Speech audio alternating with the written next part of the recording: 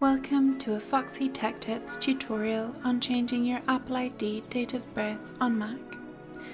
If you find this video helpful, please consider subscribing to my channel and liking the video. Tap on the Apple logo in the top left corner. Choose System Preferences from the menu that appears. Tap Apple ID in the top right. Select Name, Phone, Email from the left sidebar.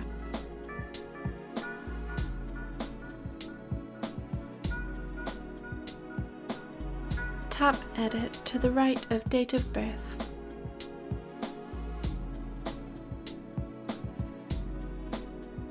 Now change the date to what you want and tap Save.